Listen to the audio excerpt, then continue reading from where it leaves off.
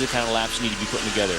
Don't take too many chances, but at the same time, you know, let's put those good, clean laps together when you can. Saw Wirtz get balked coming out of the chicane as cars continue to cycle through their pit stops. 2 hours and 37 minutes remain here at the 78th running of the 24 Hours of Le Mans, and we have a battle on our hands. It will all come down to this, basically the length of a regular American Le Mans Series event. Of fascination, Back at Le Mans, the Peugeot just stopped, the #1, and you see Mike Rockenfeller pull out a pit lane as well. Wirtz can see his prey in front of him. It's 2 laps that he'll have to close down to get back to the lead. That is a long way to go with 2 hours and 33 minutes left. Yeah, it's a lap plus that gap that you could see as they left pit lane, which is probably about 20 seconds. And the pace they've been running, I would have to suggest within 3 or 4 laps, Alexander Wirtz will be all over the tail of Rockenfeller. There we see the smoke again. Certainly they've got these engines on full rich, maximum power. Both drivers did 12 lap runs, which is kind of in the middle. We've seen some 11s, we've seen some 13s. 12 is kind of in the mid-range in terms of the fuel efficiency that they're looking for at this stage of the game. Peugeot, their only play right now is to push that car as hard as they can, just short of tearing it up. Running hard laps, running qualifying laps, trying to cut that distance down. You can see, I mean, they can easily get themselves back on a lead lap here, probably within the next 20 minutes or so. And that would leave just over 2 hours to get it back around and get the job done. So it is going to go down to the end, that is for sure. The question is, who will be in these 2 cars at the end? We believe Timo Bernhard will be in the Audi. At the top of the screen, you could just see the Peugeot beginning to come into your shot. There is the 4 Peugeot running in 5th right now, who's worked his way around Rockenfeller. Yeah, I think we'll probably see Timo Bernhard and maybe Marc Gené in terms of finishing this race off. But looking at the pit stop cycle here, I think they're both going to need 2 more full stops and then probably half a fuel load to get to the checkered flag this afternoon. And so you're also going to have to figure out when you want to do your tire change. And it looks like these guys are now on their 3rd stint on tires running right now. You'll do that next stop, you'll change the tires, and then you go to the checkered. The question is, right now, Alexander Wirtz seems to have the better of Mike Rockenfeller as far as lap times.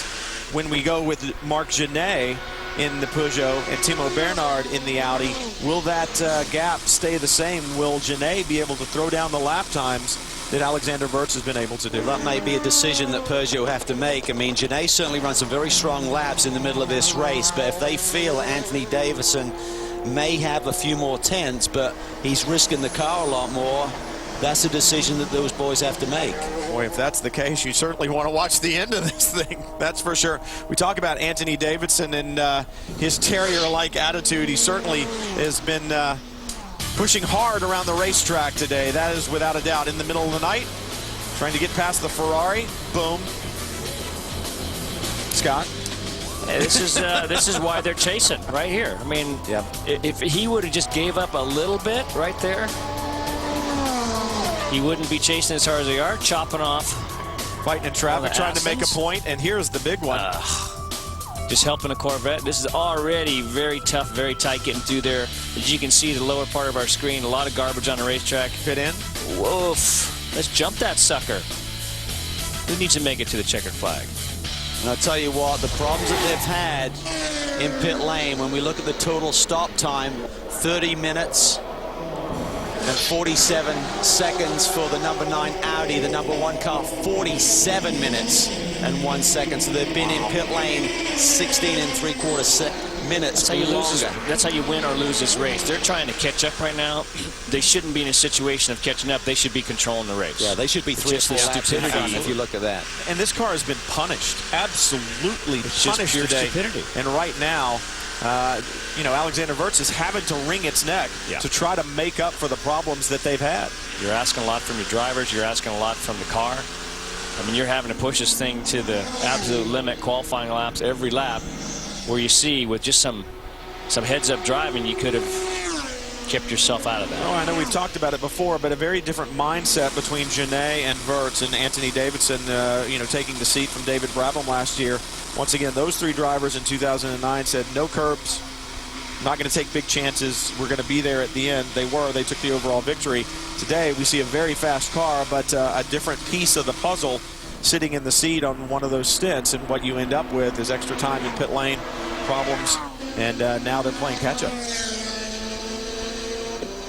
We talked about at the top of the show, I mean, these 24-hour endurance races, I mean, they're sprint races, but they're also endurance races. You do got to make it to the checkered flag, the least amount of mistakes. Here we're talking almost 20 minutes longer in the pit lane for the #1 Peugeot than the leading Audi. I mean, you can't make that up. No. There's no way you can make that up, and it's just purely through just some bad judgment calls on a driver's standpoint.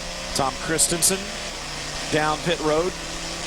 2 hours and 28 minutes left. He'll bring the car to its marks, and we've already chronicled several times the problems that TK had out there on the racetrack. Really one of those perfect storm things like we talked about. Trying to get a little help, trying to give a little help, and what you ended up with is that stutter step that you do on the sidewalk when you're walking towards somebody, and Tom Christensen is the one who paid the price. Looks like it's just a fuel and go for these guys, and they're off. Christensen back underway. And that's one of those, from Michelin standpoint, something they've done so well. Double stint, triple stint, even a few of the guys doing quadruple stints. Because of the rules at Le Mans, you lose so much time if you change all 4 tires, especially with one gun right now, in comparison to just fueling it. So many pieces of the puzzle must fall into place to take the overall victory here, but class victories, they're up for bragging rights as well. It's Mike.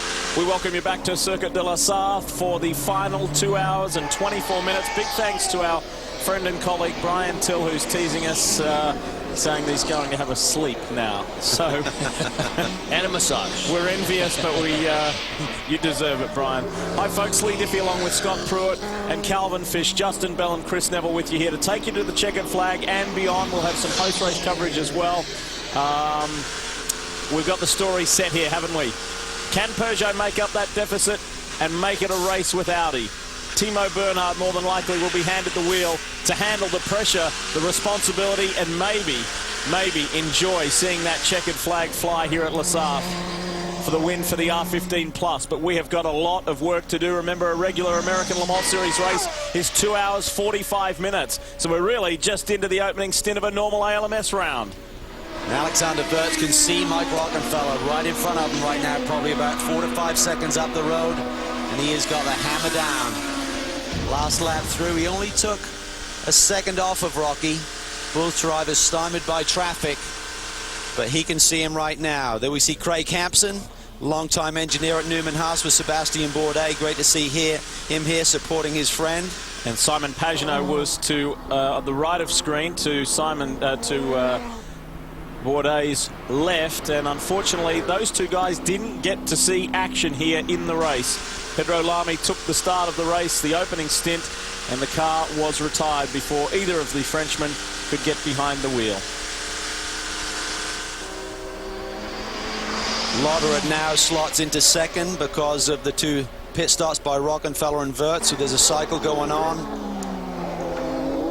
But the Audi number 8 and the Peugeot number 1 are swapping back and forth with that second place. But the real race right now is, can Wirtz catch Rockenfeller? He can see him up ahead. I think there's a GT car